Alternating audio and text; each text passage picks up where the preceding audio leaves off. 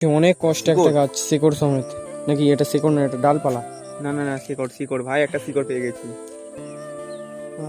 এটা নিয়ে লাগাবো আজ ঘরে। এই মুহূর্তে গাছটা ছেঁড়ার পর, গাছটা ছেঁড়ার ফল কোথায় আটকে কোথায় আটকেছে দেখো গাইস। ये सब क्या देखना पड़ रहा है। अच्छा है मैं अंधा हूँ। ये भाई छोड़ दे हमको।